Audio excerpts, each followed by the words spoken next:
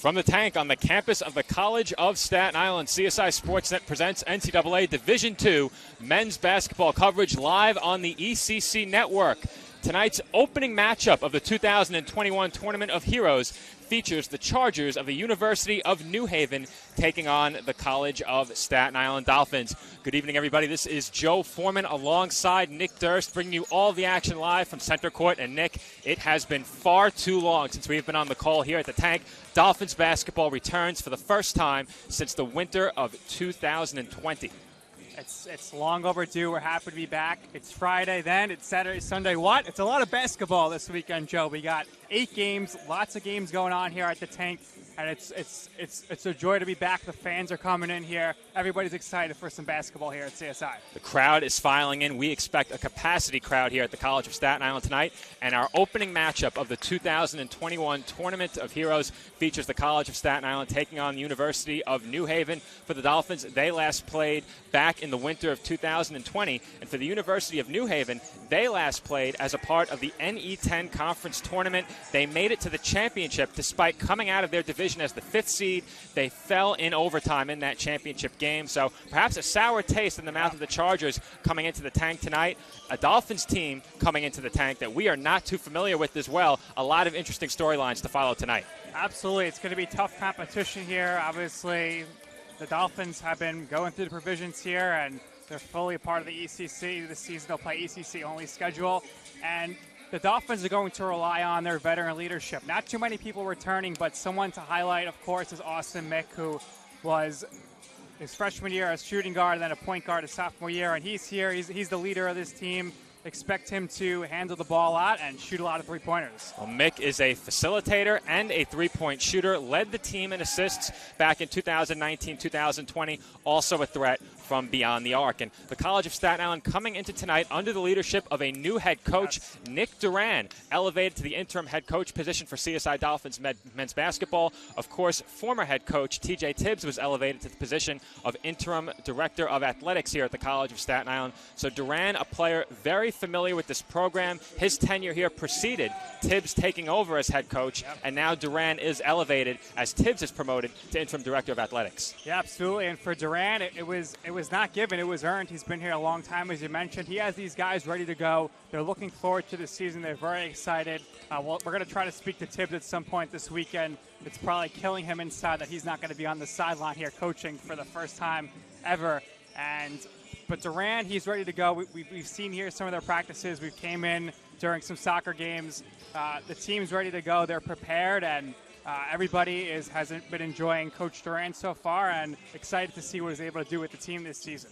And I do apologize as I have to keep glancing over at the clock. I will be leading our Tournament of Heroes opening ceremony tonight over at the scorer's table. Of course, the reason we are here tonight is to honor Terrence Aiken, Scott Davidson, and Tom Hannafin, 3 Dolphins former men's basketball players who lost their lives on September 11th, 2001. Of course, Tony Petoza in the house tonight. A lot of former players and alumni in the house tonight, and definitely a great way to remember those who lost their lives on September 11th. Typically, we've held this tournament in December. We will not be following a tournament format this year. That is important to note. But with the new tournament rules that come with NCAA Division II membership, the College of Staten Island moving this tournament up to a tip-off tournament. It will feature 2 games played by the Dolphins, 1 to kick things off tonight and another game tomorrow.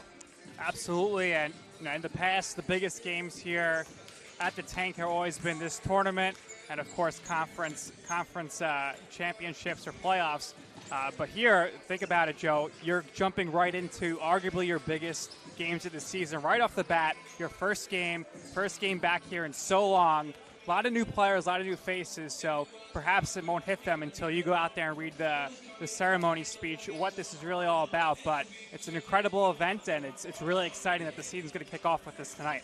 No doubt about it, Nick, and some have called this the biggest weekend in the history of CSI Dolphins basketball, and we are about 1 minute away from kicking off our ceremony, so Nick and I will step aside. I will head across the gym over to the scorer's table as I'll be master of ceremonies tonight for our opening Tournament of Heroes speeches, remembering our 3 Dolphins alumni who lost their lives on September 11, 2001. So when Nick and I come back, we will have the call of Dolphins and Chargers here on the ECC Network. Exclusive NCAA Division II men's basketball coverage, College of Staten Island Tournament of Heroes, after this break.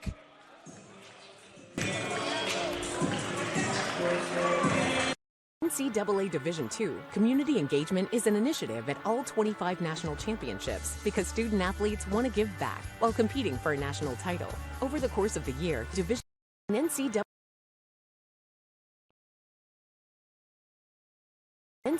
Division II, community engagement is an initiative at all 25 national championships because student athletes want to give back while competing for a national title. Over the course of the year, Division II student athletes have an opportunity to leave a lasting impression in local communities throughout the country. Whether Division II student athletes are volunteering at hospitals, schools, after-school care programs, foster homes, or retirement villages, they make a difference in the lives of others. In Division II, we rise to the opportunity and make community engagement ours. Stop to make sure someone is okay. Get in the way and disrupt the situation. Codify an authority. Or walk them home safely. We can change the language around rape. We can make campuses safer for our teammates, our friends, and our classmates. We cannot be bystanders. Taking action isn't always easy, but it's on us to intervene. Because we can. Learn more and take the pledge at itsonus.org.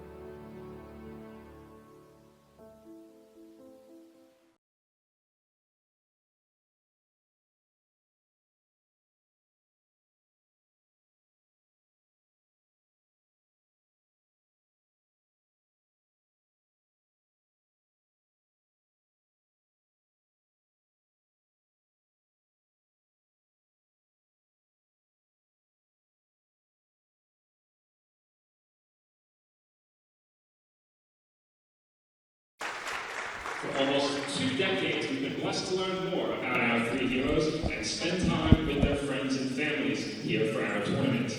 We learned the examples they set on the basketball court and of the loving individuals they proved themselves to be off of it. Our 3 honorees tonight were not just CSI basketball players. They were 3 loving children, brothers, and fathers, role models in their communities, and loving friends who learned the value of sportsmanship, teamwork, and commitment to a greater purpose. Their common denominator was their love of the game of basketball, and they shared their passion for the game while playing it here at the College of Staten Island.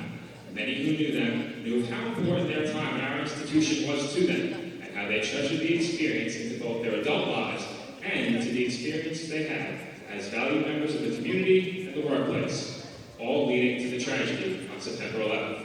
Let us remember them now. Our first hero we honor is our friend, Terrence Andre Aiken. His stay with our men's basketball program was a short one, as he joined CSI by way of transfer for only a single season in 1994 through 1995, a season which saw the Dolphins make the NCAA Division III national tournament while winning 20 games. He carried a light disposition and took basketball very seriously. In fact, when he came out for the team that year, former head coach Tony Petoza remembers his firm handshake and the basketball resume that he carried with him. His mature approach and fun-loving persona was essential to the team that year. He was one of the first and only people on the roster that carried a cell phone, and it was constantly attached to his ear.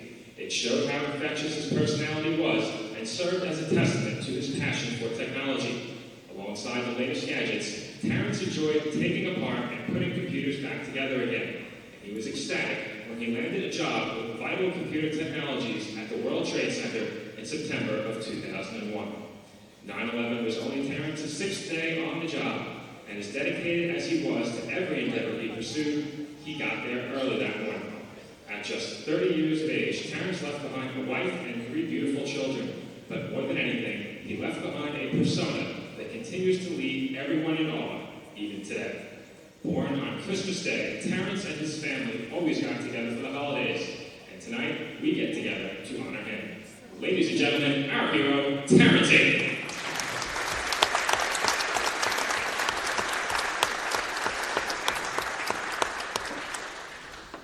Our next honoree is Scott Davidson, played for the Dolphins for his entire 4-year career, from 1986 through 1985, starring on a pair of community championship teams.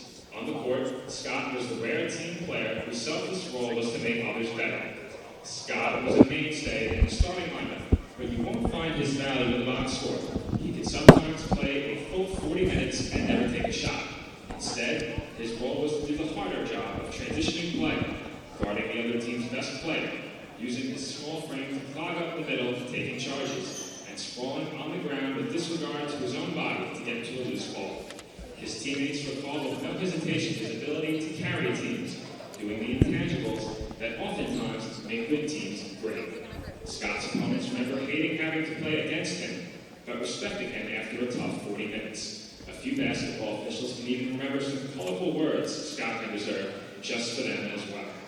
But Scott's intensity, in many ways, was saved for basketball, because many who knew him away from the court knew him as being playful as a kid at Christmas time away from the court. Scott dedicated a lot of his time spreading fun and love to others around him, even when no one was watching. And one thing was for certain, Scott loved Christmas. During the holiday season, Scott would rip his car with Christmas lights that were hot-wired to his car battery, but he would make others laugh and he'd show them the fire extinguisher he had on the passenger seat, just in case. It's no small wonder that Scott's fiery personality, his love and care for others, resulted with his entry into the New York City Fire Department, and later into the World Trade Center on September 11th. Just like in basketball, even in the very worst of situations, Scott was doing what he has always done, put himself out there head first, ready to take on whatever came at him. At the age of just 33, Scott left behind a loving family that included his wife Amy and 2 children. Often seen at CSI events and tournaments years after graduation, Scott was often a fixture in this building long after his playing days ended. Tonight is our chance to celebrate his energy, spirit, and unwavering heroism on September 11th. Ladies and gentlemen, our hero, Scott Davidson.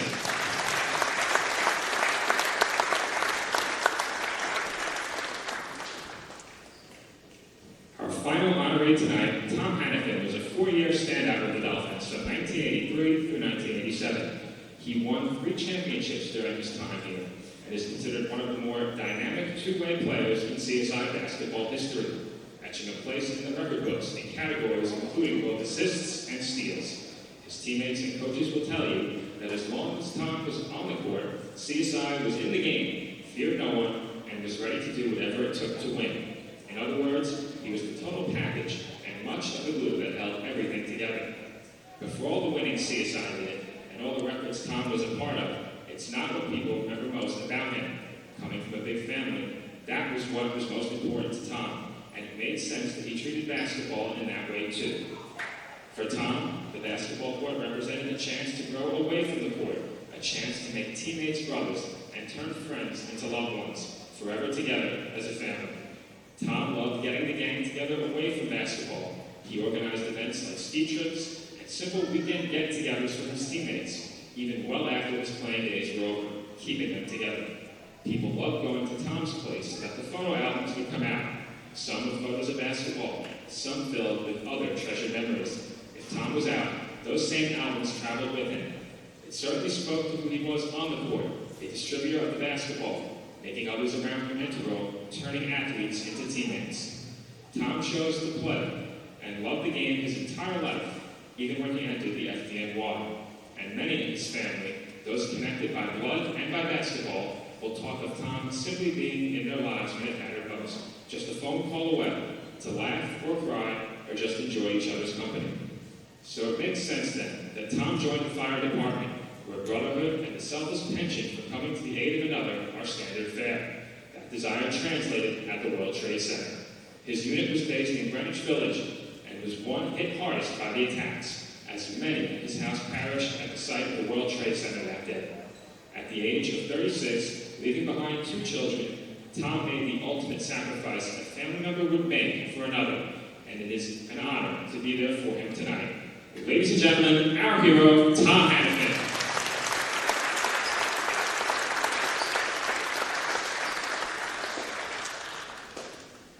At this time, we will turn it over to our public address announcer, Andrew Rotundo, for the introduction of starting lineups. And before we introduce tonight's starters ahead of today's game, let's hear it one more time for Terrence Aiken, Scott Davidson, and Tom Hannafin.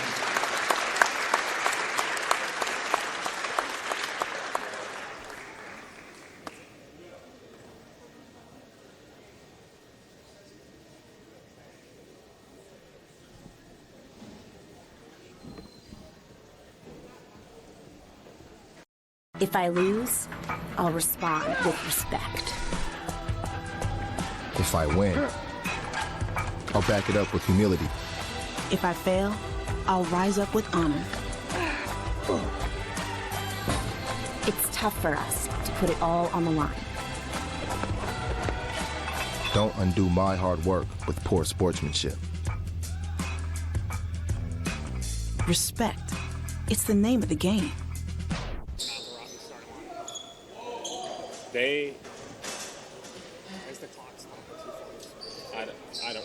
I don't know. Not my problem. I see now my mouth is dry. I didn't fill my water. NCAA Division II Community Engagement is an initiative at all 25 national championships because student athletes want to give back while competing for a national title. Over the course of the year, Division II student athletes have an opportunity to leave a lasting impression in local communities throughout the country. Whether Division II student athletes are volunteering at hospitals, schools, after-school care programs, foster homes, or retirement villages, they make a difference in the lives of others. In Division II, we rise to the opportunity and make community engagement ours. Stop to make sure someone is okay. Get in the way and disrupt the situation. Notify an authority. Or walk them home safely. We can change the language around rape. We can make campuses safer for our teammates, our friends, and our classmates. We cannot be bystanders. Taking action isn't always easy, but it's on us. To intervene. Because we can.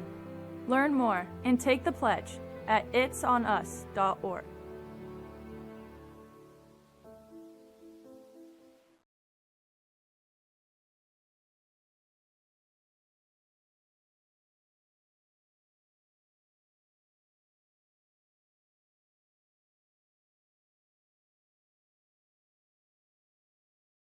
If I lose, I'll respond with respect.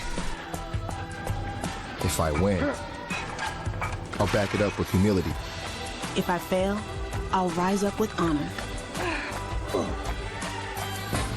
It's tough for us to put it all on the line. Don't undo my hard work with poor sportsmanship. Respect. It's the name of the game.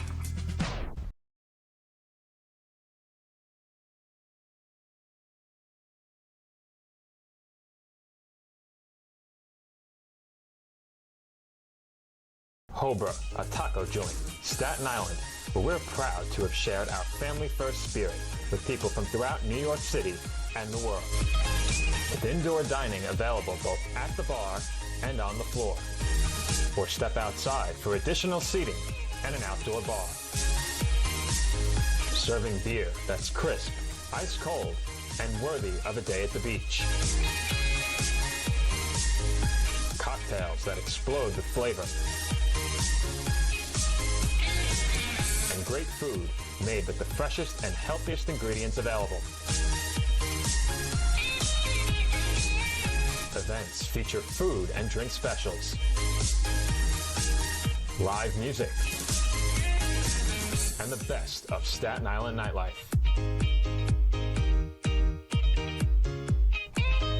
Your CSI Student ID saves you 10% on your dine-in order at Hobra. Visit us at 412 Forest Avenue, Staten Island. When your car is damaged, where you take it is your decision. But insurance companies would like you to think otherwise. While they may have a lot of pull, it may not always be in the best interest of your car. Your car will be fixed right and on.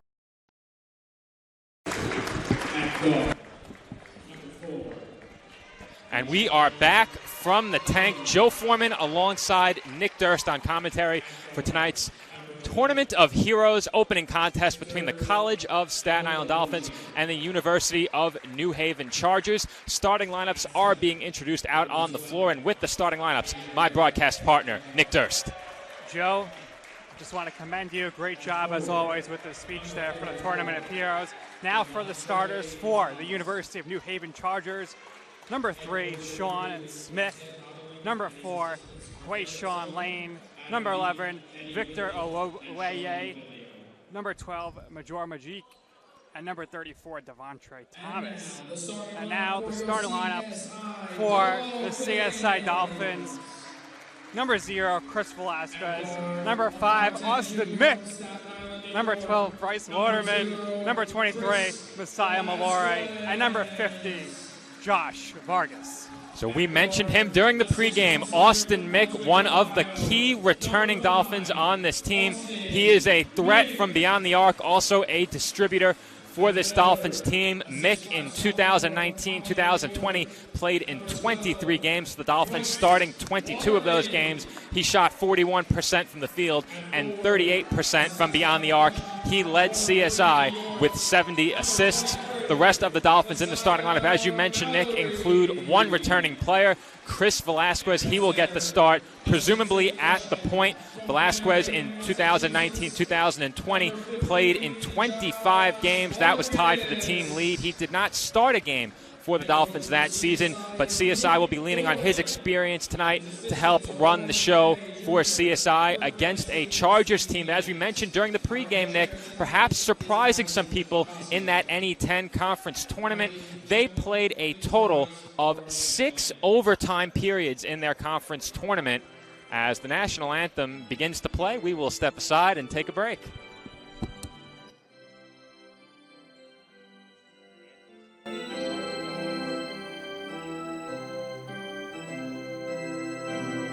Car is damaged, where you take it is your decision. But insurance companies would like you to think otherwise. While they may have a lot of pull, it may not always be in the best interest of your car. Your car will be fixed right and on time. What insurance company can argue with that? Call Dependable Auto Body at 718. And we are back from the tank. Both teams about to jump. It is Vargas jumping against Major Malak. The Chargers will possess it first, as we apologize for that abrupt break as the national anthem began playing right after the introduction of starters. Joe, it's been so long since we've played here, they just couldn't wait to get things started. As the first attempt of the game is by Lane on the layup. Rebound goes to Staten Island following the save by Vargas. This is Velasquez bringing the ball across half court for Staten Island, their first possession of the season. Here is Mick on the right wing, working against Olawoye. And picking up his dribble there was Waterman, and he finds Messiah Mallory on the backdoor cut, and Mallory has his first basket as a Dolphin. Joe, to quote Clyde Frazier right off the bat here, dishing and swishing. What a job there by the Dolphins to get the first points on the board. Chargers possess it. They work it into the corner. That's Lane attacking along the baseline. He kicks it out. In drives Olawoye, and he converts with the foul and one. Well, impressive job there by the Chargers to come right back down the court. The crowd was really getting into it. Real quick, want to apologize right now. Our scoreboard does not seem to be hooking up, but Nick Bavoni here doing a great job manually inputting the score for us. So stay tuned for that. We hope to get that back to game speed. And we apologize for our audio with the commercials, as the commercials are coming through low. Fortunately, they are not the most important part of the show, and we will work on that. We were having audio issues ahead of tonight's game where the commentary team could not hear one another, so we had to turn up our volume, which it appears has affected our commercials. As Olawoye cannot convert on the free throw, here come the Dolphins. Score even at 2 after just over a minute of play from the tank. This is Mick on the right wing. Waterman, top of the arc, three-pointer off the back rim, no good, rebounded by Mallory. Mallory back up top to Velasquez, and the Dolphins will reset. Keep in mind the shot clock only resets to 20 off of the offensive rebound. 10 on the shot clock, crossover by Velasquez into a three-pointer, and that is no good. Thomas with the rebound. This is Devontre Thomas, left wing three, over the outstretched arm of Mallory. That shot is good. Thomas saw some daylight there, and he said, hey, might as well take the shot, knocks in the three-pointer. Cannot fault the Dolphins there. They did not give him much space, but a quality shot on that last attempt by Thomas. Here comes Waterman in the corner. He finds Vargas in the middle. Vargas goes up in traffic, and he is rejected by Majok. Majok's going to be trouble all day in the paint here for the Dolphins. Major Majok with the rejection, and Devontre Thomas takes it in and finishes on the layup. Good defense leads to good offense there for the Chargers. An early 5-point lead for the Chargers, as Major Majok on the inside stands at 7'1". Picking up that last rejection against Vargas. Here comes Mallory on the drive. Gives it up to Vargas once again. Vargas cannot finish over the 7'1" Majok. Here comes Lane, and he will pull it back out. Bryce Waterman defending for the Dolphins. This is now Olawoye, and right back to Lane. Lane driving down the lane, and his shot is off the back rim, no good. Rebounded by Mallory. Nice defense there by the Dolphins. Waterman, right wing three, no good. And the rebound goes to Sean Smith.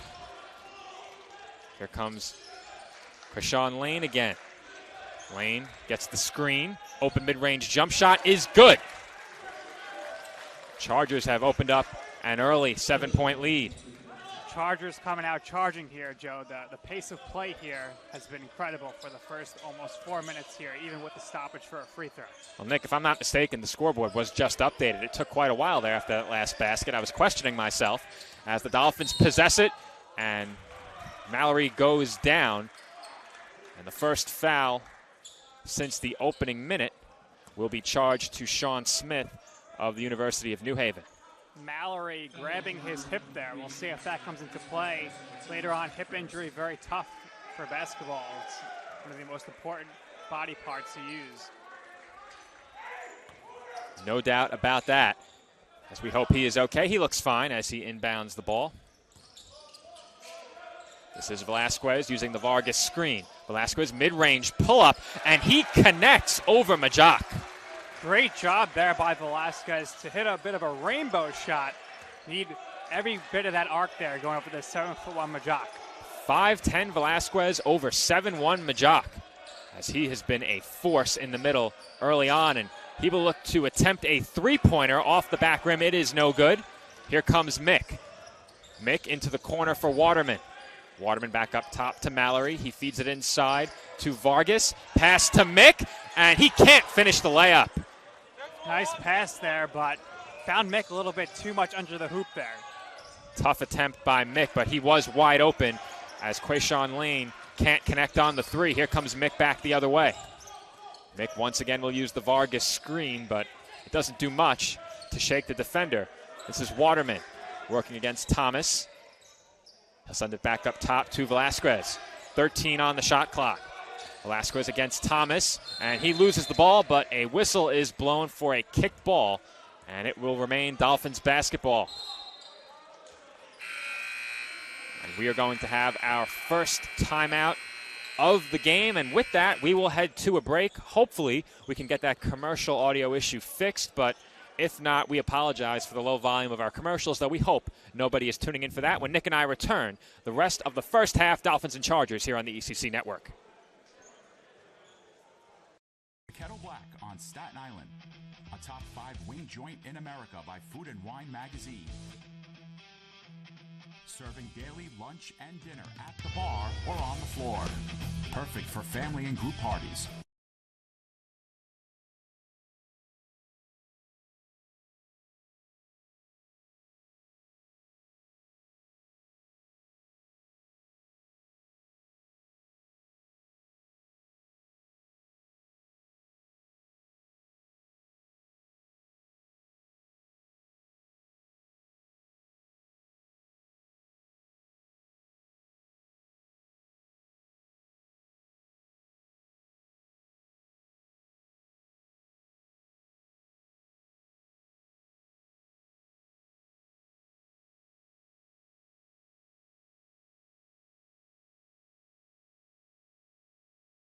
And we are back from the tank.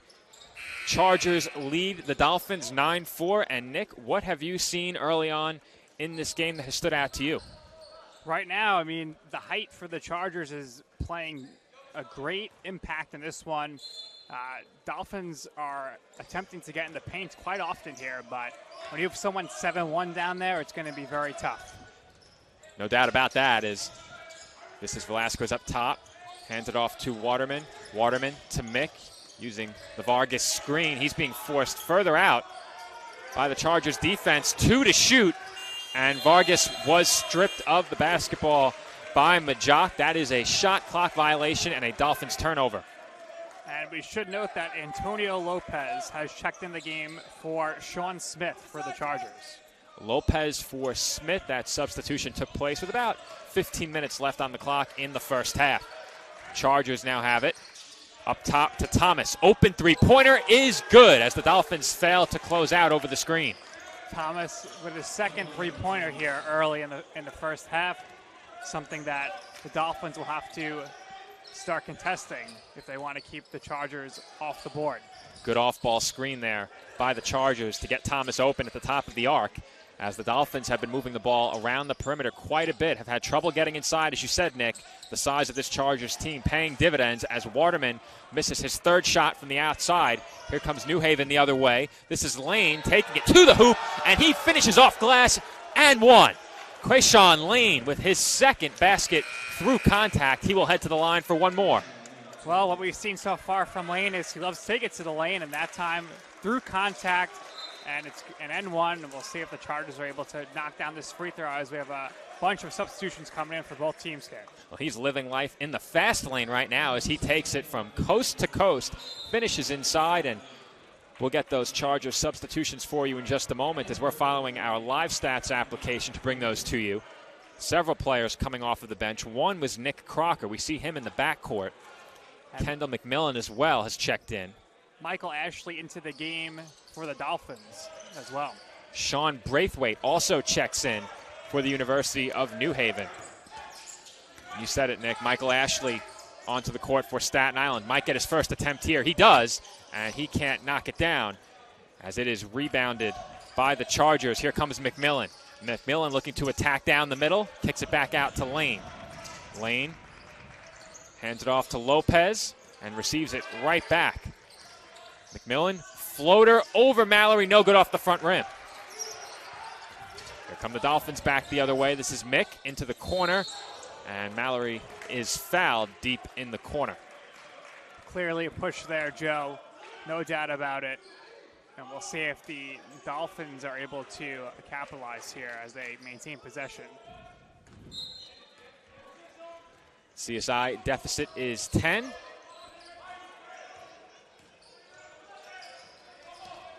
As Mick is working out on the perimeter, we'll look to take it inside and instead gives it up to Mallory in the low post. Mallory working against Lane, and a good move there by Mallory using the size advantage against a much smaller defender. Nice job there by Mallory to take advantage of his height over the smaller defender. Nice little spin move, little juke move, so to say, and lays it up and in. Great low post control by one of the newest Dolphins as Lane has it in the corner, sends it back up top to McMillan. McMillan left wing with Lopez, and McMillan nearly lost the ball there off the pass, but Chargers work it to the right wing. 4 to shoot as Lane with the pull-up throws up an air ball, and that generates some noise from this home crowd. Well, Joe, there's two things in basketball that really get the crowd pumped up, and that would be a slam dunk and an air ball. Air ball. Mick with it for the Dolphins. 20 to shoot for Staten Island. This is Waterman looking to drive baseline. He has some room, and he puts it up and in off glass. Well, Joe, it's pretty clear what the Dolphins do right now. They're taking advantage of the big guy, Major Majuk, being out of the game here, taking it to the paint, scoring on back-to-back possessions. Not much relief for the Dolphins as Nick Crocker stands 6'10" in the middle now. This is McMillan over to Lane as the crowd begins to make some more noise. Looking to drive along the baseline was Lopez. He throws up a wild shot, no good. Rebounded by Crocker, who is rejected by Mallory, and Mallory grabs the rebound. Why don't you coming over? Mallory with a big rejection. And Velasquez with a bad turnover there. Here come the Chargers back the other way. McMillan attacks the rim, and he is fouled. The putback dunk will not count And heading to the line will be Kendall McMillan.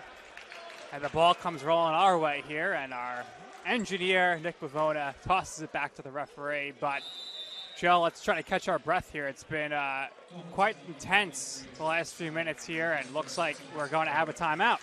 And we are going to have a timeout on the floor, but we will stay right here as we are aware of our issues with commercial volume. So that just means more from Nick and I during what would be a break right here. But, Nick, this has been a very exciting game early on.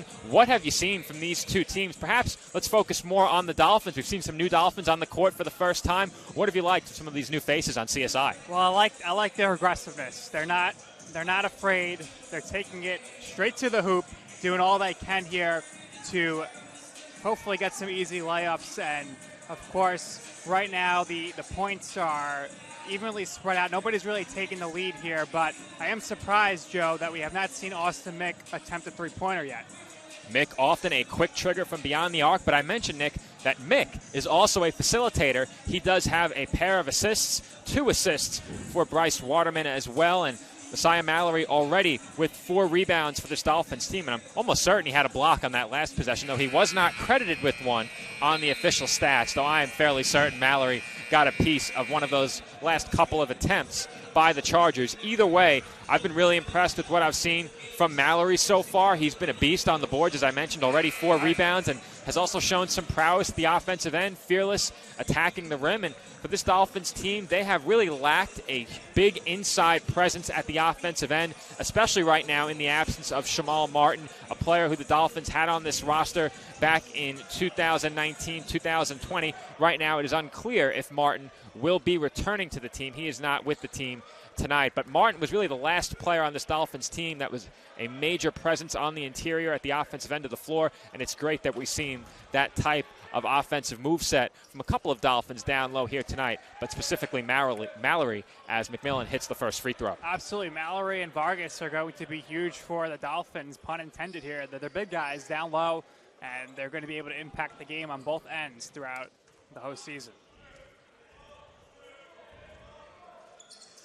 And McMillan able to knock down a pair from the line to extend the Chargers' lead back to 8 points.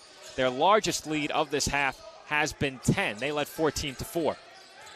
This is Mick with it, looking to feed it inside to Mallory, and a foul was called on the entry pass. So it's pretty clear here that the Dolphins are showing a lot of faith in Mallory off the bench here. It seems like almost every possession here since he's come in the game, he has touched the ball.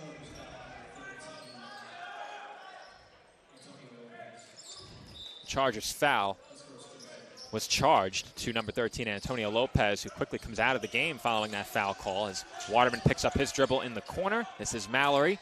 Hands off to Mick, 14 to shoot for the Dolphins. Mick puts up his first three-pointer of the game, and that is short. And we should note that Max Dylan Butler is into the game for the Dolphins, making his Dolphins debut. Dylan Butler wears number 2 as McMillan finds Thomas inside, and he finishes off glass. Joe Thomas can do it all. 2 early three-pointers, and now here in the paint, up and in. And right now, he is a big reason why the score is the way it is. Good body control by Thomas as the 3 from Waterman is too long. Here come the Chargers back the other way. This is Olawoye into the corner. Good pump fake there by Braithwaite, and you have to think that getting a piece of that shot was Ashley, as that one was well short. This is Mick on the left wing for CSI. Looking inside for Ashley, who reels it in and then kicks back out to Mick. This is Max Dylan Butler, has his pass tipped, sending it into the corner of the Dolphins. This is Waterman, step back jumper, in and out. And that's rebounded by the Chargers. Nice move there for Waterman. Unfortunately, hit the back of the rim and bounced out.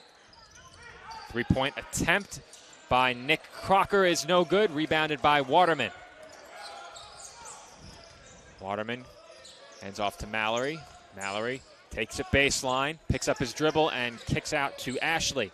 Receives an entry pass right back. Left-handed hook is short. Right now, Dolphins just having a trouble scoring some points here, getting to double digits. Chargers, though, unable to capitalize here the last two possessions. McMillan looking to get his team set. Good bounce pass on the backdoor cut and a kick out to a wide open Thomas. His three is no good. Both teams here trading a lot of missed shots. Waterman again from downtown, and his shot has been off early in this one. Waterman just one of his first 7. This is Olawoye, thought about the 3, and he receives the ball back from Braithwaite. Here comes Olawoye, kick out to Braithwaite. 3-pointer from the left corner is off. Here comes Dylan Butler. And he will pull it back out to the left wing. The Dolphins will reset with 20 to shoot. This is Mallory. Takes it into the paint. Mallory into the left corner, and Dylan Butler stepped on the line. That will be a Dolphins turnover. So, Joe, a lot of action there since the last time out, but no points to show for it for the most part here, and it's 18-8. And Vargas so far is the big story for the Chargers, scoring 8 of the Chargers' 18 points. And we will have another Dolphins debut, as that is Luis Armas coming off of the CSI bench. He will replace Bryce Waterman. This is Thomas. Another 3-point attempt is no good, but pulling it down initially was Majok. Mick diving on the floor, and that has to be a foul, as Joe, Thomas takes responsibility. You took the words right out of my mouth there. He's giving him a hug, trying to attempt to get a jump ball, but no shot there. Mick fully had the ball shielded, and the defender coming from behind with the hug, and it looks like Mick is going to check out of the game here. Mick out and Velasquez back in for Staten Island with just under 8.5 minutes to go in the first half. Velasquez uses the screen from Mallory, got a bit too fancy with the dribbling there and nearly lost it, as that pass intended for Armas in the left corner was deflected out of bounds. When the Dolphins inbound, they will have 17 to shoot. Inbound pulled in by Mallory. This is Dylan Butler, back to Mallory. Mallory drives to his right and is stripped. That was Devon Moore wearing number 2 for the Chargers. He just checked in as Max Dylan Butler steals that pass for CSI. And a good job there by Mallory to get a hand on it. This is Michael Ashley on the drive, and he can't finish through the contact, but Ashley will head to the line for 2. 2 critical free throws coming up here for the Dolphins, and we're going to have a timeout. So it looks like we would normally be headed to another break, but with our volume issues on the commercials, Nick and I will stay right here. And Nick, the Dolphins have struggled for offense a bit through this first half. Only 8 points on the board with 8 minutes to go in half number 1. What can CSI look to change at the offensive end of the floor? So, Joe, it seems like the Chargers, of course, have the height and the paint, and they're able to play great defense there, stopping it. And right now, the 3-point shots, they're not really attempting that many here for the Dolphins, but when they are, they're not falling. So maybe we go back old school to the old classic shot that works, the mid-range shot. Start trying to knock some of those down here, but it's all going to start here with these 2 free throws. Get it back to a single-digit game here. The Dolphins, in the last, I would say, 7 minutes, have done a good job defensively, not really allowing the Chargers to run the floor and capitalize and score. Keeping the game close here, only a 10-point game. As you know, in basketball, a 10-point lead can be gone just like that. And we'll see here if the Dolphins are able to get this down to single digits here off the free throw attempt and make a bit of a run here as we head towards the end of the first half. Well, it has been quite a while since the Dolphins have scored.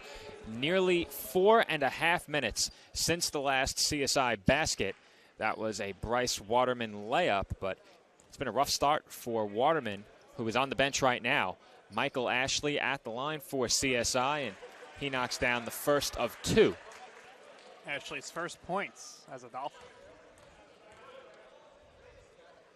Ashley's second attempt is good, and the Dolphins pull back to within 6. Or make that 8, excuse me, as part of the scoreboard is obstructed. But despite the Dolphins' struggles at the offensive end of the floor, they've played well defensively, only allowing 18 points. through the first 12 minutes plus. And Chargers looking for more. Good passing there by New Haven, and that shot by Devon Moore way too long. Offensive rebound to the Chargers, and on the attempt, Devontre Thomas is fouled. Ashley thought there from when he might have been inside the circle. It did appear close, but a foul nonetheless. So Thomas will head to the line for 2, as Major Majok will check back in for the University of New Haven. First free throw by Thomas, nothing but net.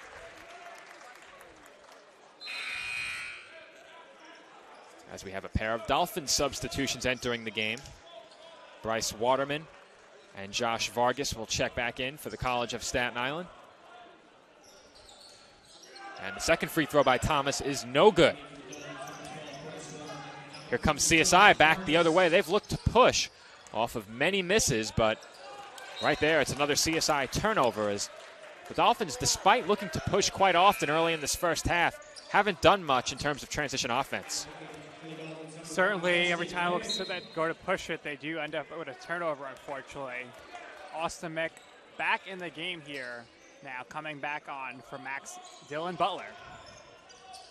Pass inside along the baseline, just a bit too long for Sean Smith Jr., and the Dolphins will inbound. 19-10 our score with 7:10 to play in the first half. This is Velasquez driving down the middle of the lane, hanging, and he draws the foul. Strong move to the rim by the Dolphins point guard. And he will head to the line for 2 as he looks for points 3 and 4. Velasquez showing no fear there. We saw it earlier in the game before, getting the shot off over the much taller defender. And here he takes it to the lane and draws some contact. And 2 more free throws coming up for the Dolphins. First free throw from Velasquez is good. That pulls CSI back to within 8.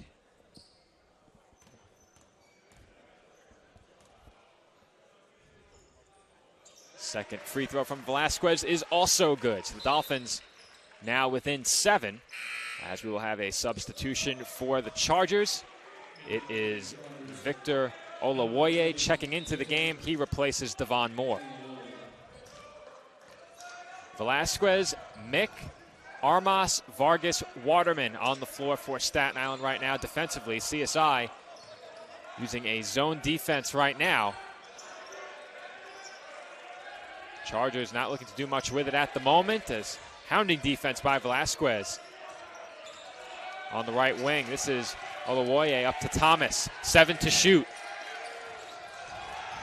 This is Lane, swings it to Olawoye. He goes up in a double team, nearly hit the 3, but there were no Dolphins there to rebound the ball, and Majok throws down a two-handed slam.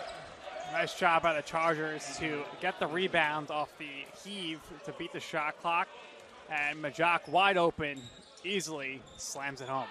Credit to Olawoye for hitting the rim on what was a very difficult shot as the Dolphins turn it over yet again. Here comes Olawoye, and Armas can't believe the call. He is whistled for the foul in transition.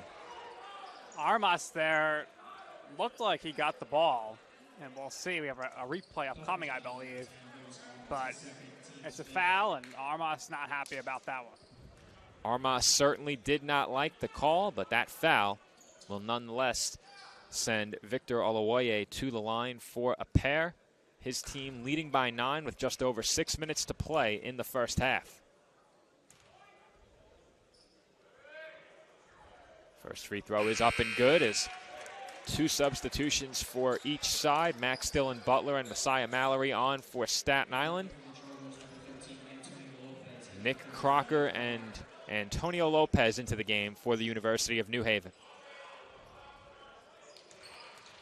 Second free throw upcoming from Olawoye. And that one is just a bit off as the Dolphins pull down the rebound. CSI looking to trim the lead back down to single digits. This is Dylan Butler, who Picks up his dribble, looking for somewhere to go with it. Finds Mallory. Mallory, feed to Velasquez, and he is rejected from behind by Antonio Lopez. This is Lopez back the other way. He's blocked by Mallory, but Crocker follows the shot and puts it back up and in. This is Velasquez left wing. Dolphins now trailing by 12, being doubled up by the Chargers at the moment. Mallory for Waterman in the corner. His mid-range jumper rolls off the rim, no good. Rebound to Devontre Thomas. Dolphins here don't want to let the score get any further away than it is right now. As we have an offensive foul called against Devontre Thomas. Good defense from Austin Mick drawing the charge. Good job there by Mick, who's mostly known for his offense, but very smart play there, and Dolphins will get the ball back. CSI has struggled for offense in the first half, but have played fairly good defense so far. Have only allowed 24 points with just over 5 minutes to play in the first half. This is Mallory, and he takes it inside. Bank shot, no good. Rebound to Thomas. Thomas over to Olawoye. Inside to Crocker. And the whistle blows as Michael Ashley is called for the foul.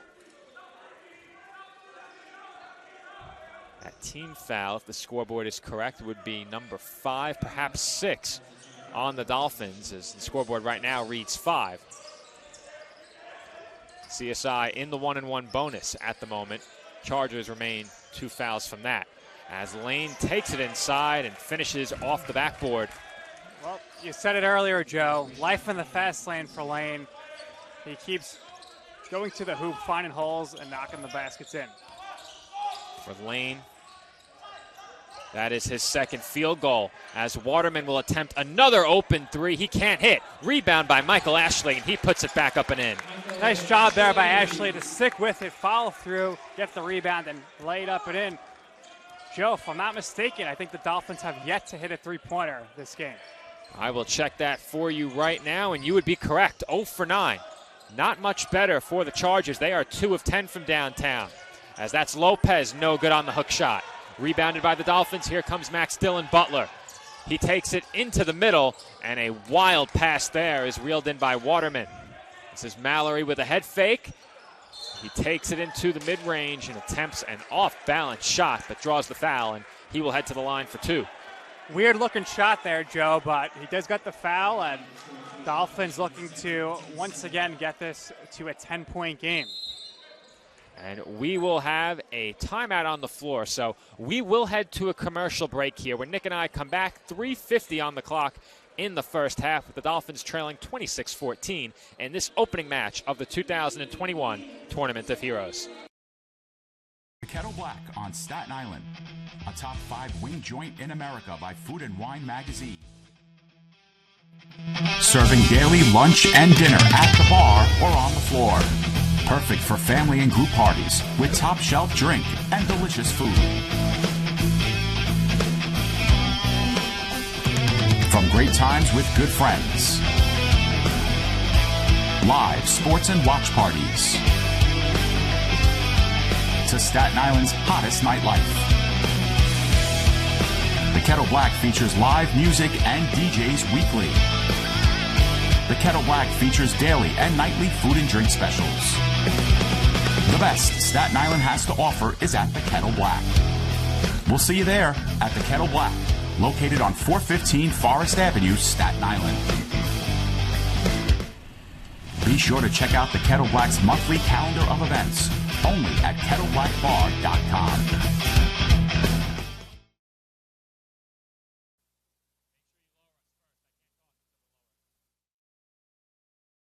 And we are back from the tank. Nick Durst alongside Joe Foreman.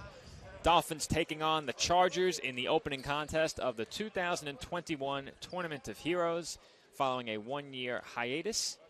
The Tournament of Heroes is back this year as a tip-off tournament. Dolphins hoping to treat the home crowd to a victory. Their deficit is 11 following that free throw make by Messiah Mallory. 3 minutes, 50 seconds left here in the half, Joe. If they can keep it within 10, the Dolphins certainly do have a chance to make a run. Mallory goes 1 of 2 from the charity stripe. Dolphins deficit remains 11. That's Lopez with the pump fake, kicks it up top to Braithwaite. And Lopez now has it back, working against Mallory, takes it inside and draws the foul. Chargers heading back to the line.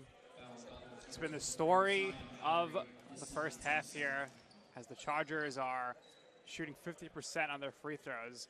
So obviously their coach would like to see better than that, but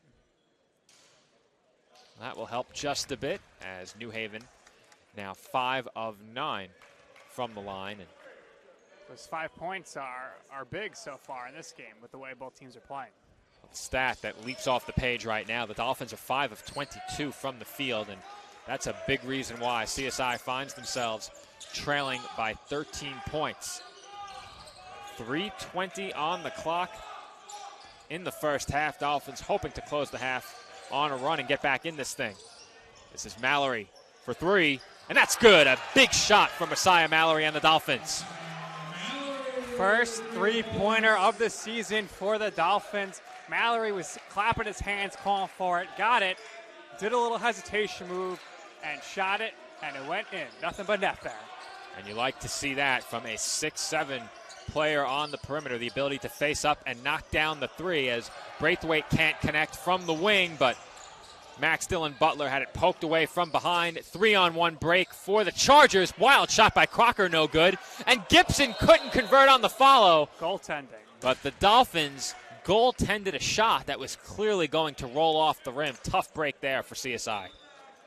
Just a bit too early there on the jump to get the rebound there by Ashley. Tough break for the Dolphins, and it's now 30-18 here in 2.5 minutes left in the first half. Mick brings it across half court, working against Olawoye. Receives a screen from Ashley and gets the switch. He finds Velasquez right wing. Velasquez drives and look to dump it off to Ashley, and a great save there by Olawoye. This is Lane for Braithwaite, and down went Waterman. Corner 3 attempt by Lopez, no good. And a foul is charged to Austin Mick, looking to box out ahead of that rebound, and that will send Sean Braithwaite to the line for a 1-and-1. Both teams now with 8 fouls.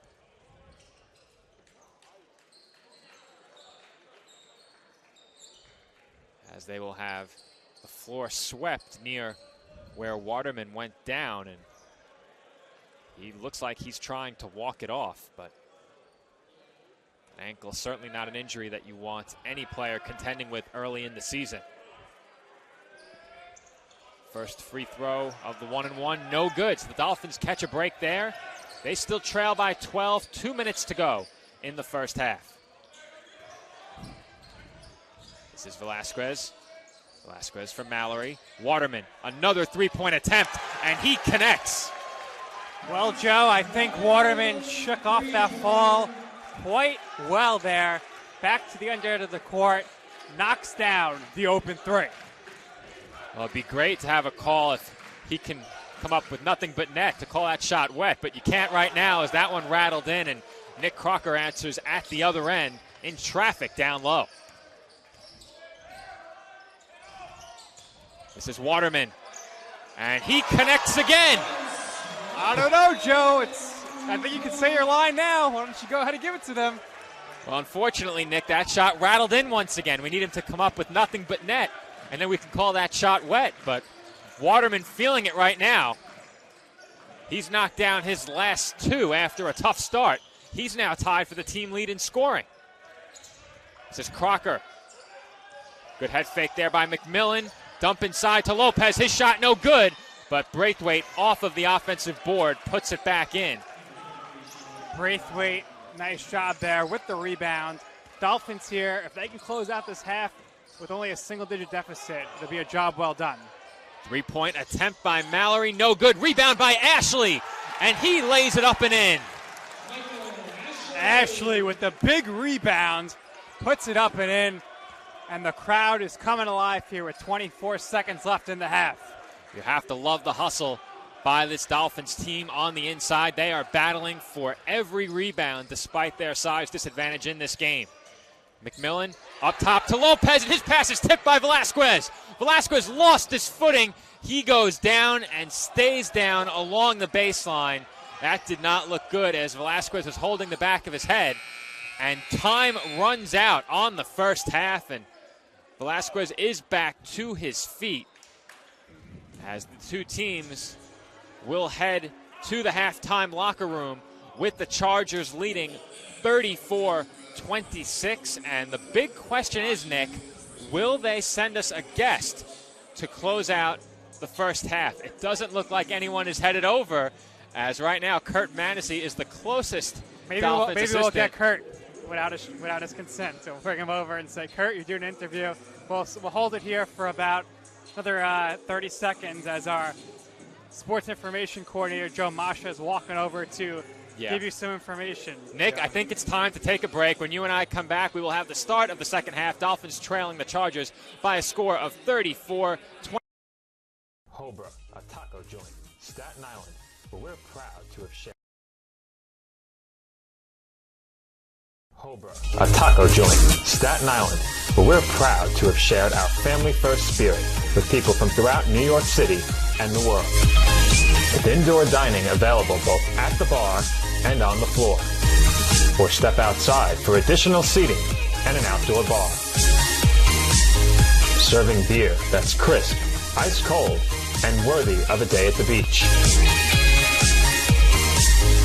Cocktails that explode with flavor.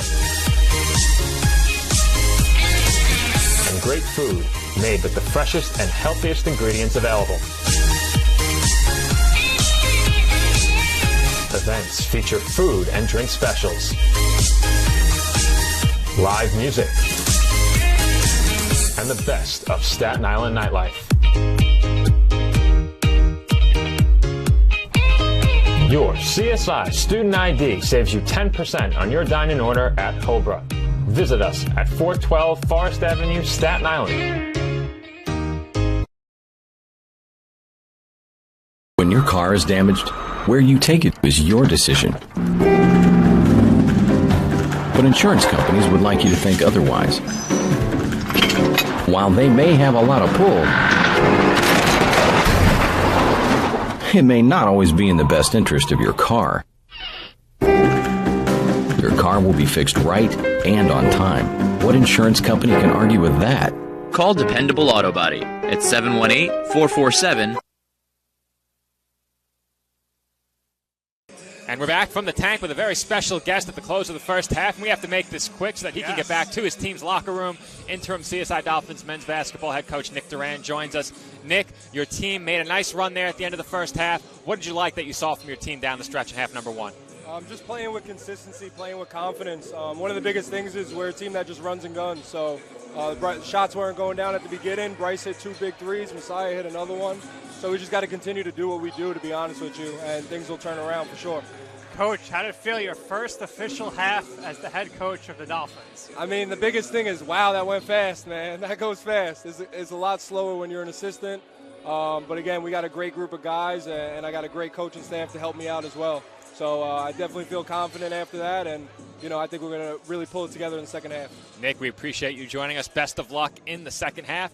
That is CSI men's basketball head coach Nick Duran coaching his first game for the College of Staten Island in the opening round of the 2021 Tournament of Heroes. So right now you're getting a good look at the backside of Nick and I ahead of the halftime break. But when Nick and I come back, we will have coverage of the second half. This is night one of the 2021 CSI Tournament of Heroes. More NCAA Division II men's basketball coverage after this break. The Kettle Black on Staten Island. A top 5 wing joint in America by Food and Wine Magazine. Serving daily lunch and dinner at the bar or on the floor. Perfect for family and group parties with top shelf drink and delicious food. From great times with good friends live sports and watch parties, to Staten Island's hottest nightlife. The Kettle Black features live music and DJs weekly. The Kettle Black features daily and nightly food and drink specials. The best Staten Island has to offer is at the Kettle Black. We'll see you there at the Kettle Black, located on 415 Forest Avenue, Staten Island. Be sure to check out the Kettle Black's monthly calendar of events, only at kettleblackbar.com.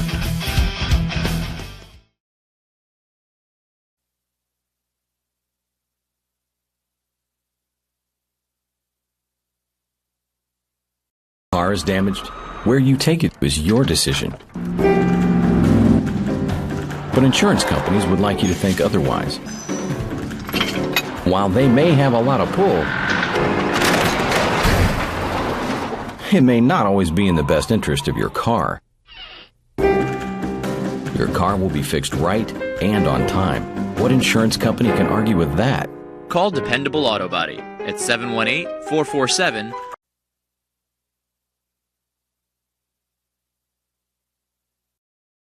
Hobra, a taco joint, Staten Island, where we're proud to have shared our family-first spirit with people from throughout New York City and the world. With indoor dining available both at the bar and on the floor. Or step outside for additional seating and an outdoor bar. Serving beer that's crisp, ice cold, and worthy of a day at the beach. Cocktails that explode with flavor. And great food made with the freshest and healthiest ingredients available. Events feature food and drink specials, live music, and the best of Staten Island nightlife.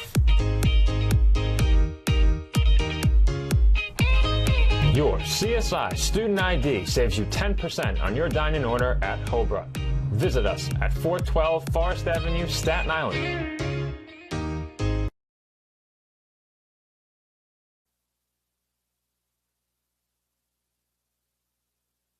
The Kettle Black on Staten Island, a top 5 wing joint in America by Food and Wine magazine.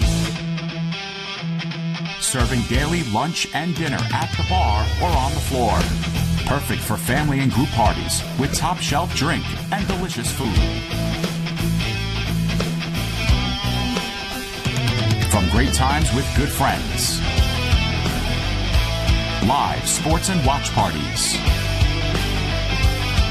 To Staten Island's hottest nightlife.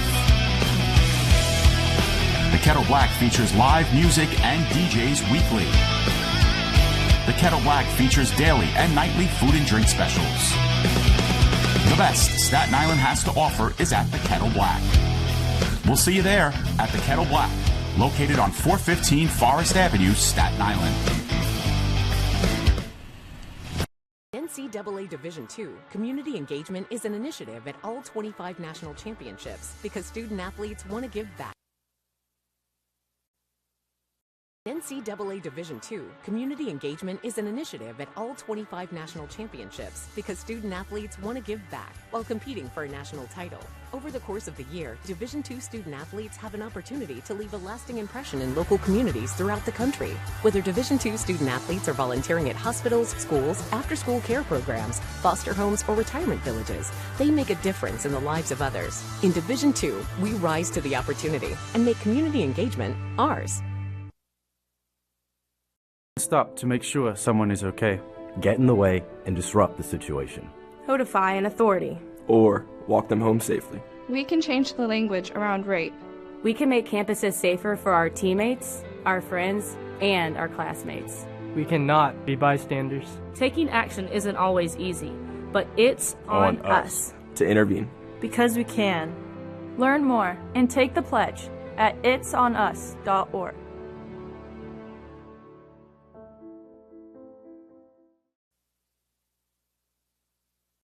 If I lose, I'll respond with respect. If I win, I'll back it up with humility. If I fail, I'll rise up with honor. It's tough for us to put it all on the line.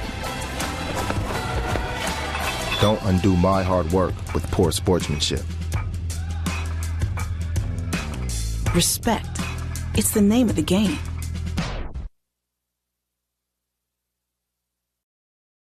Hobra, a taco joint, Staten Island, where we're proud to have shared our family-first spirit with people from throughout New York City and the world. With indoor dining available both at the bar and on the floor.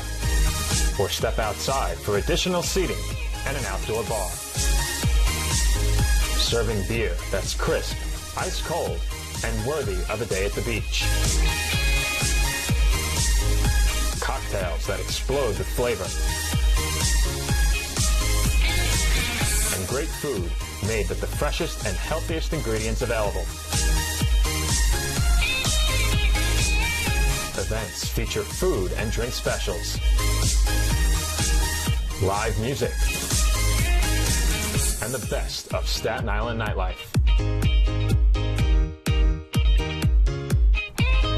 Your CSI Student ID saves you 10% on your dining order at Hobra. Visit us at 412 Forest Avenue, Staten Island. When your car is damaged, where you take it is your decision. But insurance companies would like you to think otherwise. While they may have a lot of pull, it may not always be in the best interest of your car. Your car will be fixed right and on time. What insurance company can argue with that? Call Dependable Auto Body at 718-447-4898. The Kettle Black on Staten Island, a top 5 wing joint in America by Food and Wine magazine. Serving daily lunch and dinner at the bar or on the floor. Perfect for family and group parties with top shelf drink and delicious food. From great times with good friends.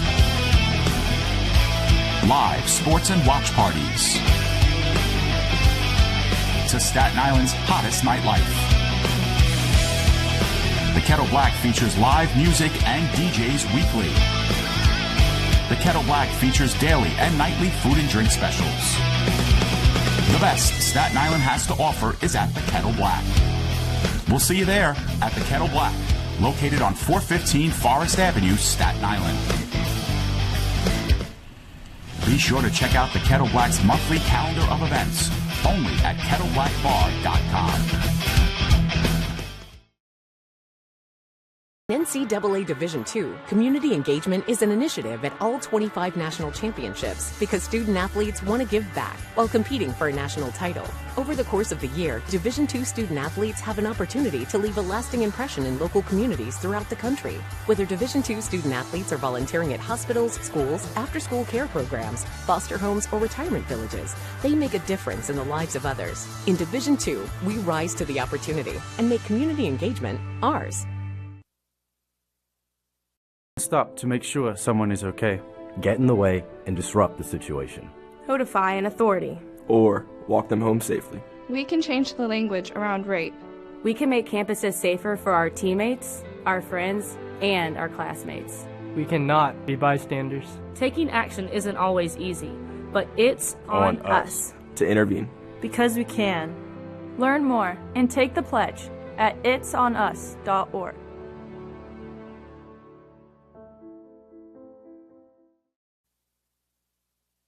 If I lose, I'll respond with respect.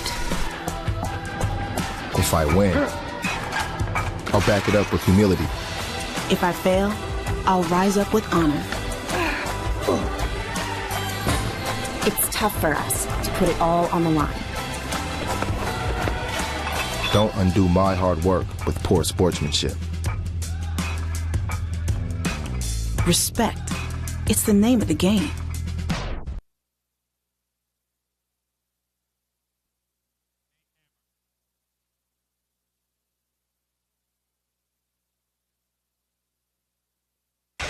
We are back from the tank. Joe Foreman rejoining you alongside Nick Durst with coverage of the second half on this night one of the 2021 CSI Tournament of Heroes. And Nick, taking a look at the first half stats, what stands out to you through the first 20 minutes of play on the stat sheet for both sides? Well, for the Dolphins first, very impressive first half of their Dolphin career debuts for Bryce Waterman and Messiah Mallory with 8 points apiece.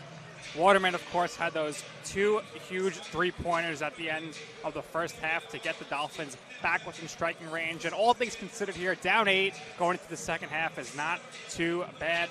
On the other side of things for the Chargers, Crocker has just been incredible with his height. He's affecting things defensively. He's got 4 rebounds as well.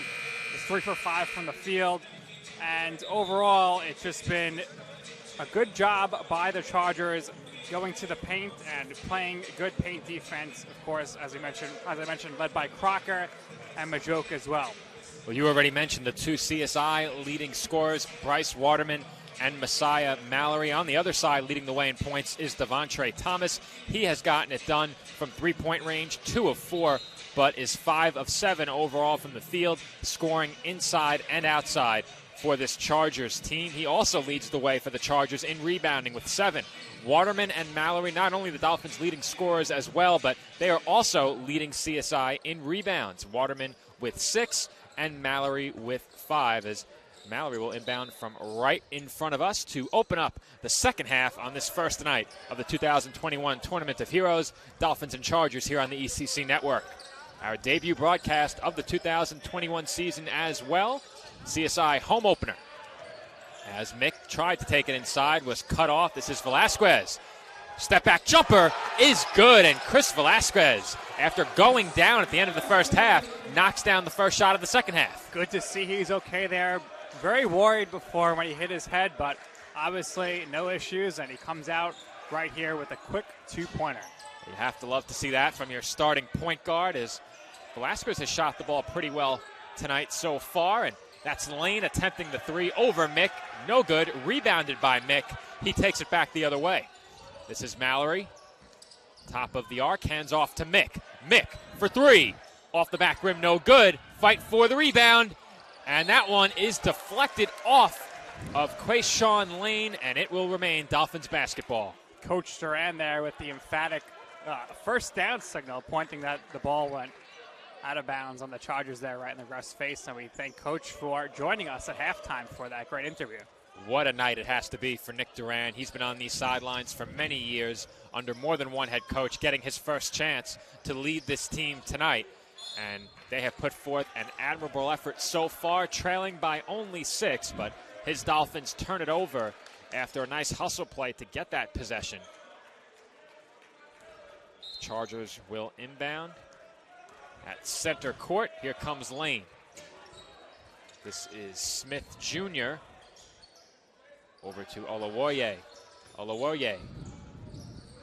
Back out to Thomas.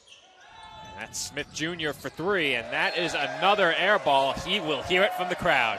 Air ball, air ball. You hear the crowd chanting it, and the Dolphins faithful are getting into it here. It's only a 6-point game, and they're trying to will the Dolphins to victory here. One thing I love about calling CSI Dolphins basketball is that we call the game from among the fans, as Mallory with a wild shot nearly got it to go, and that is rebounded by New Haven. This is Olawoye. This is Smith Jr. and back to Olawoye. Lane in the corner, driving baseline, finds a cutting Thomas, and he finishes around Vargas. Nice job there by the Chargers. Great pass, and Thomas able to finish. Great vision from Lane, driving in from the corner to find Thomas, cutting down the center of the lane. And the Chargers are back in front by 8. There's another good feed, this time by the Dolphins, and Vargas finishes through contact. Vargas saying, give me that, showing the muscles there, right through the contact. And it's now a 36-30 game as the Dolphins fans here chant on the defense. The Dolphins offense has come alive these last few minutes, going back to the conclusion of the first half. This is Lane, takes it at Vargas, and he draws the foul. Well, It seems like every time he gets the ball, Lane is looking to take it to the lane. Works out from there as he will be shooting 2 free throws. For Lane, these will be free throw attempts number 2 and 3. He is 0 for 1 from the line.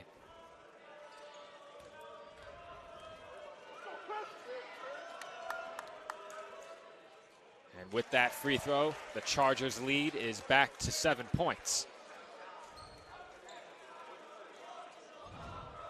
This Dolphins team certainly seemed energized at the end of that first half. The crowd has come alive. More and more spectators filing in here at the Tank as that rattles in and out, and that draws a loud cheer from CSI Baseball. Baseball team here in full support. We see one of those signature pink CSI Dolphins baseball hats, but the fans here are definitely getting into it right now. I say it all the time, baseball always well represented at our athletic events, as Velasquez will try the 3, and he knocks it down. Bing bong, big 3 there by Velasquez, Joe. That's a CV3 for Chris Velasquez, and the Dolphins are within 4. That shot no good by Olawoye, and the Dolphins have the rebound. Here comes CSI. Waterman takes it to the rim, and he floats it in over Smith. Velasquez with the great outlet pass off the rebound following his big 3. And the fans are going wild here in the Tank, Joe. Chance of defense as the Chargers turn it over. And the Dolphins will have a chance to get even or take the lead. Timeout, New Haven. Chargers need this timeout big time, Joe, because they are rattled. The Dolphins are taking over here in the Tank, and you see the baseball team right above the Chargers bench really letting the Chargers have it. The fans are having a blast to our right. Baseball is making some noise behind that Chargers huddle. And Nick, what a start to the second half. The Dolphins have come all the way back to within 2. I believe the biggest lead of the game for the Chargers was about 13, if I'm not mistaken. Make it 14, largest lead for New Haven. The Dolphins have really turned this game around. Well, whatever Coach Duran said to his squad at halftime has certainly paid off in spades here. As Joe, I think you were just in your first ever TikTok with the fans next to you going wild, filming something wild. But Velasquez has come out here, the big 3-pointer, the early 2, the big outlet pass, and it looks like the momentum at this point is with the Dolphins. That would indeed be my TikTok debut if I did make the cut. We'll see if I make the final post, but you can be sure that there will be a lot of social media posting going on from what is a rockin' Tank tonight. Dolphins within 2, a chance to tie the score or take the lead here. This is Mick with the basketball. Mick takes it inside, finds Waterman in the corner for the lead, no good. And the rebound goes to the Chargers. This is Olawoye driving left baseline, and a wild finish by Olawoye. Olawoye fearless there as he goes tumbling to the floor, but he's able to lay it in. What an acrobatic finish by Olawoye, and then a left-handed finish at the other end by Messiah Mallory. Mallory showing off the touch there with the left hand.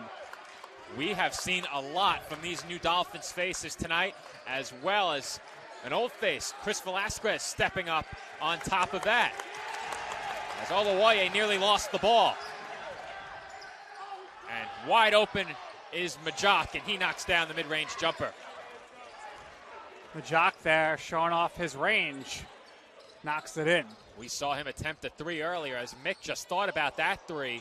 Was looking for Mallory on that pass. It was knocked away. The ball winds up with Mallory. He takes it inside again. Kicks it out. Waterman for 3. No good. Rebound goes to Thomas. Olawoye with the crossover uses the Majok screen and kicks out to Thomas. His 3 left wing is no good. Rebounded by Velasquez. Long ball from Velasquez, and that is an ill-advised pass. Intercepted there, looking like Sam Darnold, unfortunately. Chargers get the ball back. Chance of defense once again from the Dolphins supporters here at the Tank. Their team trailing by 4 as Thomas nearly finished despite the foul, and he will go to the line for 2. Smart foul there by Vargas because the lane was wide open. And without that foul, it was an easy layup there for Thomas. A rare defensive breakdown for CSI in the second half, and that will prompt a media timeout. So with that, Nick and I will step aside and take a break. Our score, the Chargers 41, the Dolphins 37. When we come back, the remainder of the second half in this NCAA Division II men's basketball matchup. The Kettle Black on Staten Island, a top 5 wing joint in America by Food and Wine Magazine. Serving daily lunch and dinner at the bar or on the floor. Perfect for family and group parties with top shelf drink and delicious food. From great times with good friends. Live sports and watch parties. To Staten Island's hottest nightlife. The Kettle Black features live music and DJs weekly. The Kettle Black features daily and nightly food and drink specials. The best Staten Island has to offer is at the Kettle Black. We'll see you there at the Kettle Black, located on 415 Forest Avenue, Staten Island. And we're back from the tank. Dolphins trailing by 4, and Devontre Thomas heading to the line. But Nick, what an atmosphere here at the tank for our return to basketball after nearly a year and a half away. Yeah, Joe, it's definitely exciting. We did not know going back just 4 months ago if this would even be possible. But the fans coming out here, and it's a good showing here by the Dolphins faithful. Their team now trails by 6 after a pair of free throws by Devontre Thomas. He has had himself a great night to this point. He has 17. This is Velasquez for Waterman. Waterman uses the Vargas screen but passes back up to Mick. Mick is stifled on the drive, but Mallory comes away with it, and he is fouled on the reverse layup attempt. No doubt about it there, Joe. Clearly a foul. And the Dolphins will head to the free throw line. It will be Mallory with a pair at the charity stripe. Mallory and Waterman both have 10 points to lead the way for CSI. Velasquez right behind them with 9. And Mallory now has the team lead with 11 points in the game. As Velasquez will take a seat, Max Dylan Butler checks in.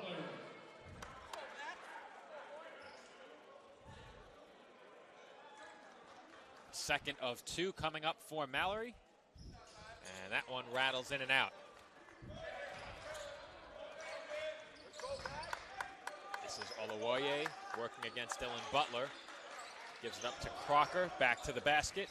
He hands it back to Oluwaye, who drives to his left, is stripped, and Thomas dives on the floor. He finds a man in the corner. That's Lane on the backdoor cut with the lay-in. Great effort there by Thomas. Able to make the pass there from the floor to Lane. As Max Dylan Butler with a strong move to the rim, he finishes. Lane wanted the foul, did not get the call. Dolphins back within 5. This is Lane over to Crocker. Crocker with his back to the basket once again. Hands off to Oluwaye. Oluwaye uses the screen. Kicks it out to Crocker. Open three-pointer off the back rim and rebounded by Mick. Mick very quick there to get to the ball for the rebound. Mick with an attempt on the finger roll is emphatically rejected. So, Joe, Dolphins down by 5 here, 13 minutes left. Seems like they've been in a bit of a slump here since the Chargers timeout. So, great job by the Chargers coaching staff to call that timeout. And Coach Ted Hodling has to be very happy with the way his team has performed since the timeout. Even more impressive the job they did with CSI men's baseball all over them in the huddle. And the Dolphins were called for an illegal screen on that inbounds pass. The foul was charged to Josh Vargas. He will head over to the bench. And Michael Ashley, who had himself a good first half, will check back in. Ashley had 6 points and a couple of rebounds during his minutes in the first half. This is Crocker. Hand off to Lane. Lane defended by Mick, takes it inside. Floater is good. Just a nice job there by Lane to lay that one on a floater up and in. Chargers have been feasting around the rim and at the free throw line in this in the second half. Used to the NBA 4 quarters game, as this is Mallory taking it right down the middle of the Chargers defense. He was rejected, and then the ball deflected off of him and out of bounds. A lot of contact there, Joe, and he comes up a bit shaken. We'll see. It looks like he may have jammed his finger, perhaps. We'll see if that impacts him here moving forward. Those jammed fingers, always an injury that just lingers, especially throughout the course of a game. We'll see if it affects him, as he's had himself a great night so far. This is Lane taking it baseline, and he finishes over a pair of Dolphins. Chargers now have the opportunity to get back to a double-digit lead.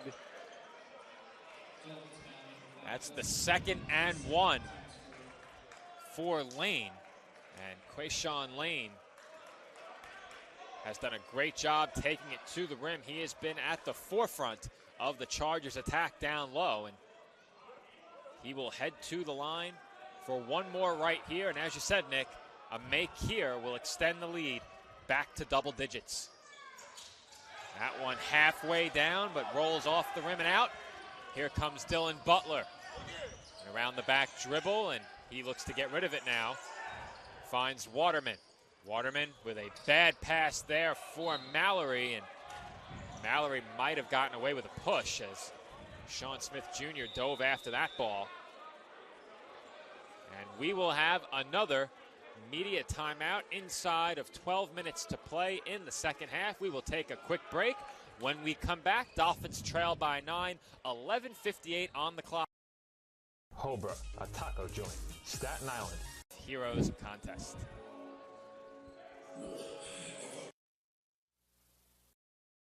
Hobra, a taco joint, Staten Island, where we're proud to have shared our family-first spirit with people from throughout New York City and the world. With indoor dining available both at the bar and on the floor. Or step outside for additional seating and an outdoor bar. Serving beer that's crisp, ice cold, and worthy of a day at the beach.